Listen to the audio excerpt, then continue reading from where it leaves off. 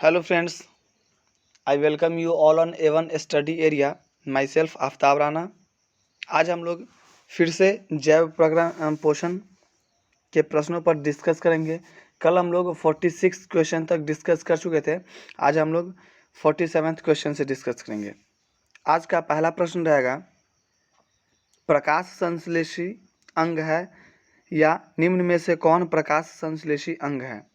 तो इसका आंसर हो जाएगा ऑप्शन नंबर बी, यानी पत्ती, जिसको हम लोग अंग्रेजी में लीफ, यानी जिसको हम लोग क्या बोलते हैं अंग्रेजी में लीफ। लीफ को हम लोग क्या कहते हैं? प्रकाश संश्लेषी अंग।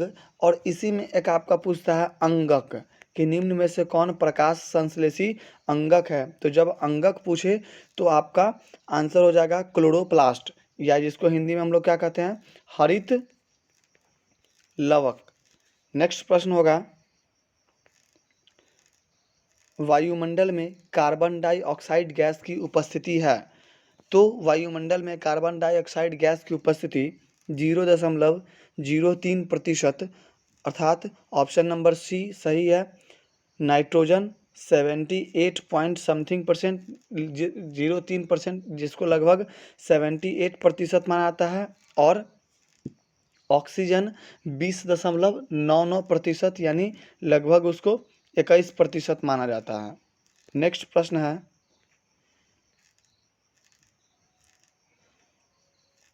ग्रहणी भाग है।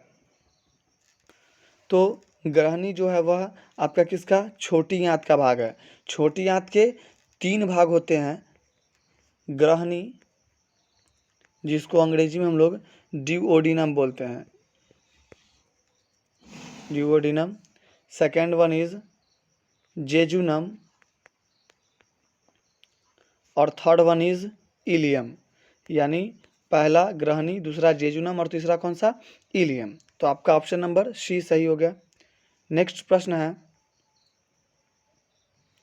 हरे पौधे में पोषण की विधि क्या कहलाती है? तो हरे पौधे में पोषण की विधि जो क्या कहलाती है? स्वपोषण या ऑटोट्रॉफिक न्यूट्रिशन।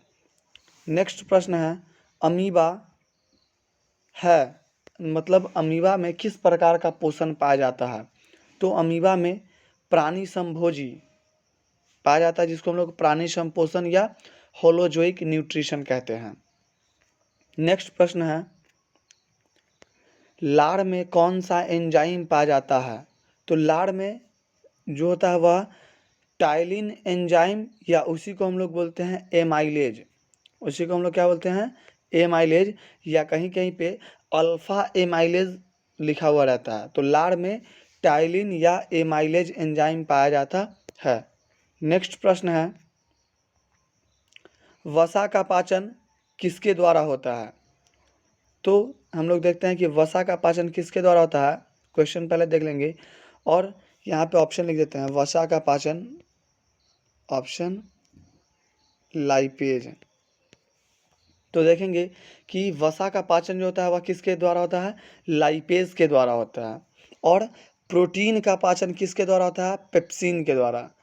प्रोटीन का पाचन किसके द्वारा होता है? पेप्सिन के द्वारा। लेकिन याद रखेंगे पेप्सिन नामक एंजाइम कि दुग्ध प्रोटीन का पाचन जो होता है वह रेनिन नामक एंजाइम के कारण होता है।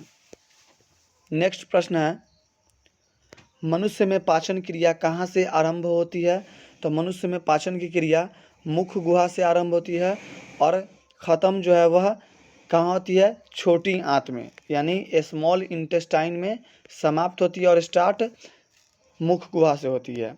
नेक्स्ट प्रश्न है, किस पाचक रस के प्रभाव से अमाशय में दूध थक्का सा जम जाता है? यानी दूध क्या होता है? थक्का, यानी क्लॉट बन जाता है। आंसर हो जाएगा इसका बी, रेनिन। नेक्स्ट प्रश्न है, मनुष्य का हृदय प्रति मिनट कितनी बार धड़कता है? तो मनुष्य का हृदय प्रति मिनट 72 बार धड़कता है, यानी ऑप्शन नंबर बी। नेक्स्ट प्रश्न है,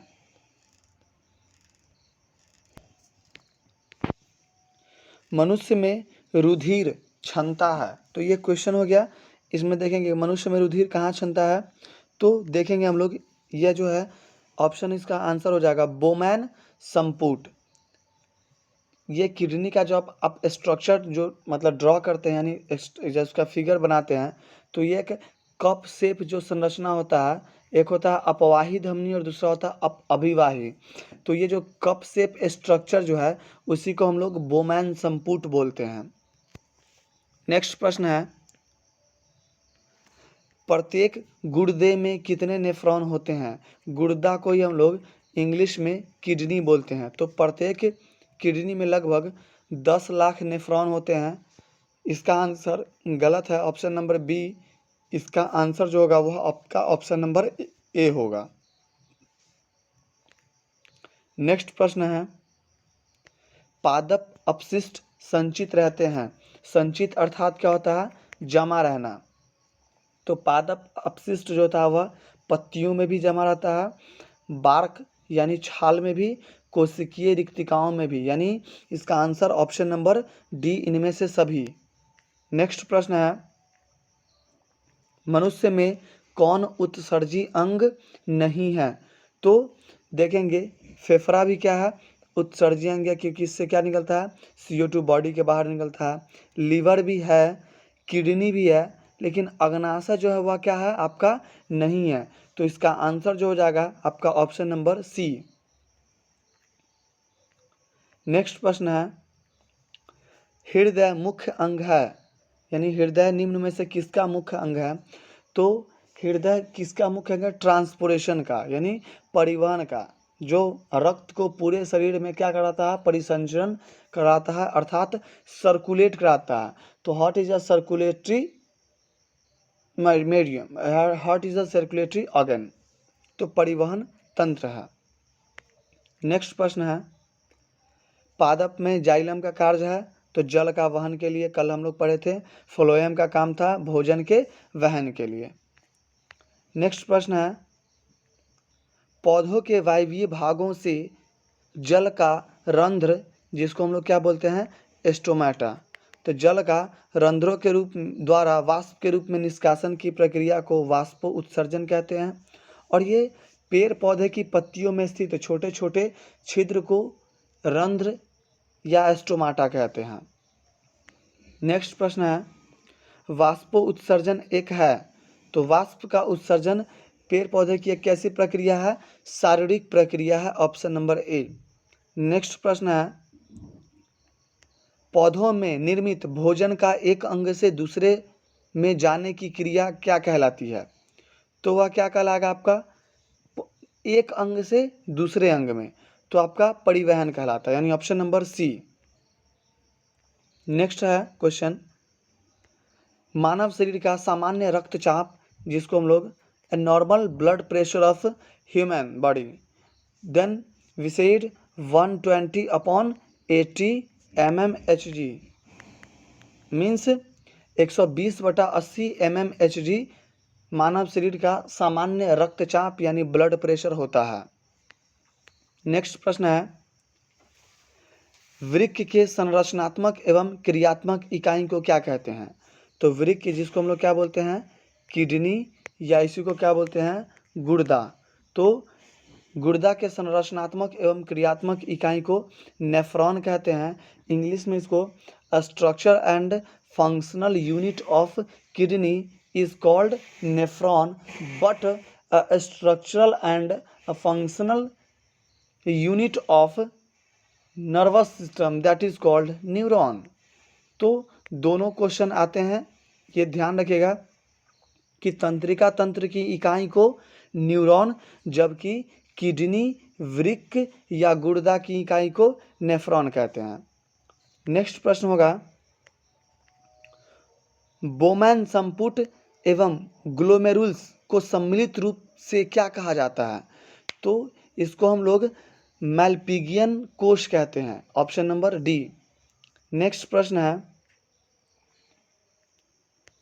मानव के 100 ml रक्त में उपस्थित यूरिया की सामान्य मात्रा 30 mg होती है, मिलीग्राम होती है।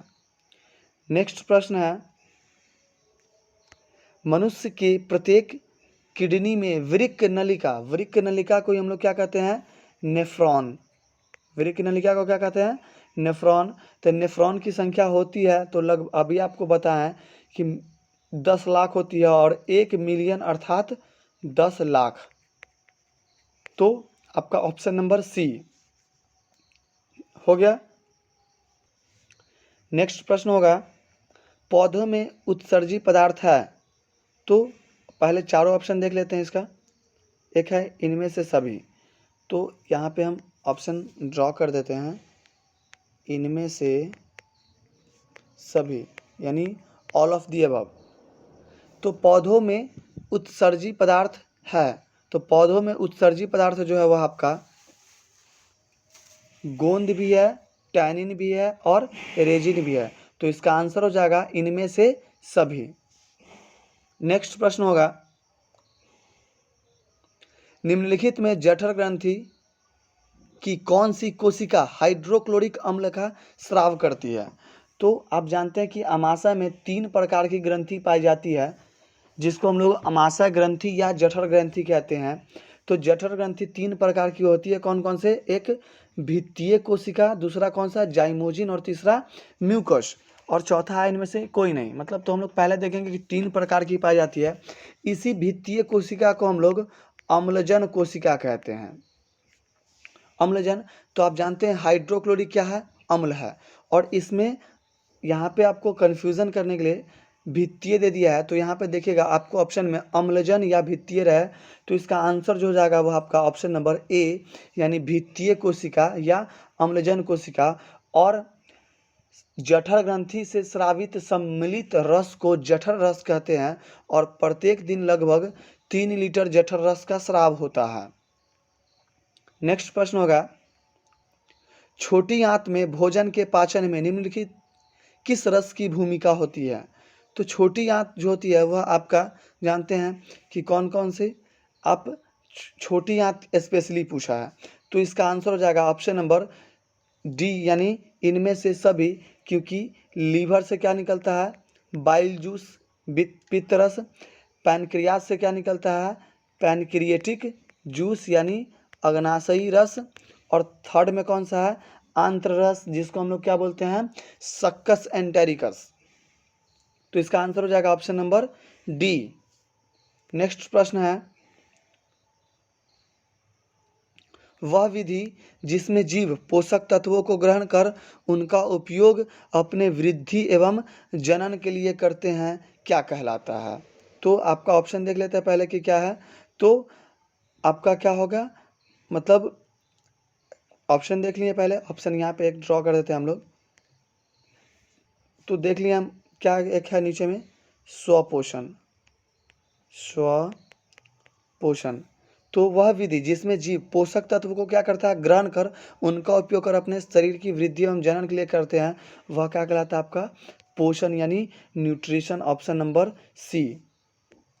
नेक्स्ट प्रश्न होगा, अमाशय में भोजन के गाढ़े लेई की तरह के स्वरूप को क्या कहते हैं। तो उसको हम लोग काइम कहते हैं। अमाशय को देखते हैं हम लोग कि अमाशय 3 भागों में बटा होता है। उसके फर्स्ट वाले भाग को हम लोग बोलते हैं कार्डिएक, दूसरे वाले भाग को हम लोग बोलते हैं फुंडिक, और तीसरे वाले भाग को क्या बोलते हैं? पाइलोरिक। और इसी पाइलोरिक के माध्यम से भोजन अमाशय से छोटी आंत में जाती है, वहाँ पर एक नली की समान, एक ढक्कन के समान संरचना पाई जाती है, जिस संरचना को हम लोग पाइलोरिक एस्फिंक्टर भी कहते हैं। और यह पाइलोरिक एस्फिंक्टर का काम क्या है कि अमाशय से भोजन छोटी आंत में आने देना, परंतु वापस नहीं जाने देना। तो हम लोग देख लिए कि अमाशय 3 भागों में बटा होता है, कार्डियक, फुंडिक और पाइलोरिक। नेक्स्ट प्रश्न करेंगे हम लोग, इनमें किसके द्वारा अमीबा में अंतर्ग्रहण होता है। तो अमीबा में अंतर्ग्रहण जो होता है वह कुटपाद, या इसी को इंग्लिश में स्यूडोपोडिया बोलते हैं। इसको हम इंग्लिश में क्या बोलते हैं? स्यूडोपोडिया। आज हम इतना ही क्वेश्चन रहने देंगे, फिर कल नेक्स्ट वीडियो में मिलेंगे। अगर यह वीडियो आपको अच्छा लगा हो तो चैनल को सब्सक्राइब कर बेल आइकन दबा दीजिएगा और अपने फ्रेंड्स में शेयर कर दीजिएगा। और हाँ, आप अपना असेसमेंट यानी आकलन हमारे कमेंट बॉक्स में ज़रूर दीजिएगा कि कितना नंबर आया आपको। और इस वीडियो से कितना सीखें। और कोई भी अगर टॉपिक लगता है आपको जिस पर वीडियोस बनानी है, तो आप कमेंट सेक्शन में आप उस टॉपिक का नाम मेंशन कर सकते हैं, उस लेसन का मेंशन कर सकते हैं। धन्यवाद। आपका दिन शुभ हो। जय हिंद, जय भारत।